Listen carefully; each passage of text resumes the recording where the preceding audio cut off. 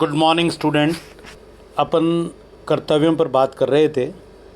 मैंने आप लोगों को दो अलग अलग वीडियो के अंदर दो बार कर्तव्यों के बारे में बताया। पहले मैंने पहला कर्तव्य, दूसरा और तीसरा बताया। फिर मैंने चौथा, पांचवा और छठा कर्तव्यों के बारे में बात की है। आप लोगों ने इनको सुना होगा, अच्छे से देखा होगा। जो मैंने पीडीएफ भी भेजा उसके अंदर आप लोगों ने इसको पढ़ा भी होगा। अब अपन इसके अंदर आगे चल रहे हैं और कर्तव्यों पर आगे चर्चा करने जा रहे हैं। अगला जो कर्तव्य है वो है प्राकृतिक पर्यावरण की रक्षा तथा सभी प्राणियों के प्रति दया भाव रखना। अगर हम देखें तो ये बड़ा मूल मंत्र है कि अगर हम प्राकृतिक पर्यावरण के परिप्रेक्ष्य के अंदर अगर उसकी रक्षा के बारे में अगर हम नहीं सोचेंगे, अगर हम उसके अंदर आगे नहीं चलेंगे तो निश्चित रूप से मान के चलिएगा कि आने वाले समय के अंदर बहुत ज़्यादा दिक्कत का सामना हम लोगों को करना पड़ सकता है।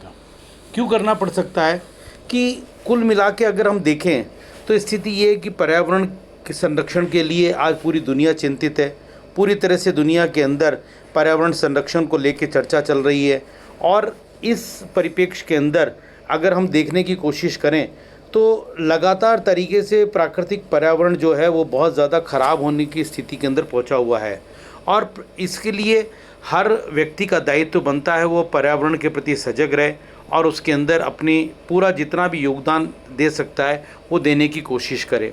ऐसे तो आप लोगों को पता है अच्छी तरह से हम पूरी तरह से प्राकृतिक पर्यावरण के परिप्रेक्ष्य के अंदर प्राकृतिक वातावरण जो है उसके संरक्षण के लिए पूरी तरह से कटिबद्ध हैं।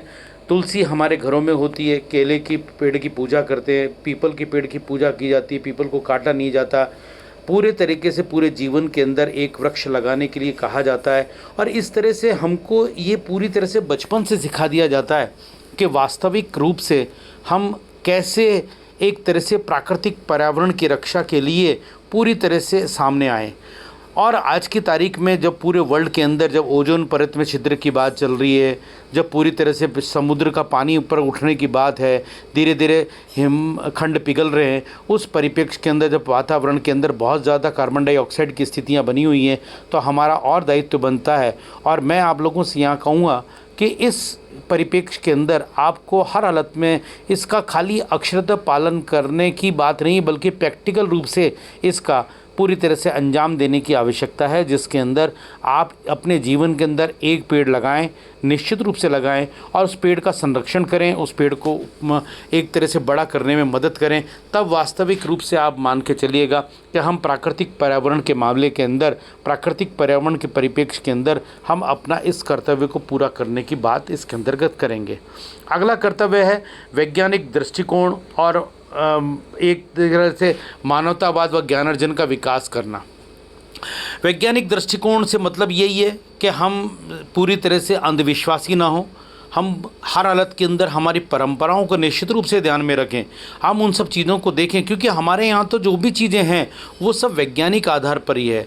अब मैं आप लोगों को कुछ एग्जांपल, तिलक लगाने की व्यवस्था थी, तिलक बिल्कुल वैज्ञानिक आधार के ऊपर लगाने वाली व्यवस्था थी, जिसके अंदर तिलक इसलिए नहीं लगाया जाता था कोई पूजा कराया पंडित जी करने के। असल के अंदर बॉडी में 7 चक्र होते हैं, 7 चक्र के अंदर ये थर्ड आई चक्र होता है जो कि तिलक वाली जगह के ऊपर होता है। इस चक्र को जागृत करने के लिए तिलक लगाया जाता था और वास्तविक रूप से इससे कभी भी किसी को मेंटल प्रॉब्लम नहीं होती थी, डिप्रेशन नहीं होता था, याददाश्त अच्छी रहती थी, इसलिए तिलक लगाया जाता था। लेकिन धीरे धीरे फैशन के दौर के अंदर लोगों ने तिलक लगाना बंद कर दिया और आज की तारीख के अंदर लोग तिलक के बारे में सोचते नहीं हैं। लेकिन ये एक तरह का वैज्ञानिक आधार था और यहाँ पर भी यही कहा गया है कि आपको वैज्ञानिक दृष्टिकोण की बात है।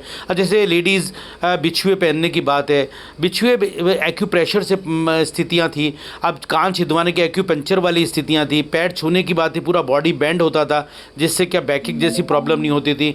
हम अगर सूर्य को जल चढ़ाते थे तो उस समय जो रेज आती थी, जैपनीज़ तो कहते हैं उस समय जो रेज आती है वो सबसे ज़्यादा हमारे लिए फ़ायदेमंद होती हैगी। तो इन सब चीज़ों के पीछे वैज्ञानिक आधार था। तो इस कर्तव्य के अंदर यही कहा गया है कि हमें हर हालत के अंदर अपने उन कर्तव्यों को ध्यान में रखना है जो कि वैज्ञानिक आधार के ऊपर हैं और वैज्ञानिक दृष्टिकोण को अपनाते हुए चीज़ों को रखना। अंधविश्वास विश्वास के आधार पर हम लोगों को नहीं करना आएगा। तो वैज्ञानिक दृष्टि मानवतावाद का मतलब है कि मानव होने के नाते मानव की गरिमा का पालन करना हमारा दायित्व बनता है, और ये हम सबका दायित्व है कि हम इस मानवीय दृष्टिकोण को अपनाएं, क्योंकि हमारा एक ऐसा पास्ट रहा है जिसके अंदर हमने एक मनुष्य को मनुष्य होने के नाते नहीं माना, और आज की तारीख में मानव को मानव होने के नाते, चाहे वो किसी भी जाति, धर्म, भाषा, लिंग किसी से भी संबंधित हो, उससे कुछ फ़र्क नहीं पड़ता, मानव मानव है, और उसी के आधार पर हम मानवतावाद की बात करने की यहाँ पर बात करते हैं। और ज्ञानार्जन की बात, ज्ञानार्जन का मतलब है कि एक ऐसा दौर आया था, हमने ये कह दिया कि साहब ये ज्ञान तो पूर्व का है, ये ज्ञान पश्चिम का है, ये ज्ञान हम लेंगे, ये ज्ञान हम नहीं लेंगे। यहाँ पर इन सब चीज़ों को नकारते हुए वास्तविक रूप से हमारा ये दायित्व बनता है कि हम पूरी तरह से ज्ञान कहीं से भी मिले, जहाँ से भी हमें ज्ञान मिलेगा हम उसको लेने की कोशिश करेंगे और उसको आगे बढ़ाने का प्रयास करेंगे। यही इस कर्तव्य का मूल आधार है, और इस कर्तव्य के माध्यम से इन सब चीज़ों को बताने का प्रयास किया गया है। इन दो कर्तव्यों पर मैंने आज आपसे बात करी है, बाकी बात मैं आपसे कल करूँगा। इनको अच्छी तरह से देखिएगा, फिर लास्ट के अंदर मैं आपको इनके बारे में एक तरह से और आपको बताने की बात करूँगा। आज के लिए धन्यवाद। Thank you so much.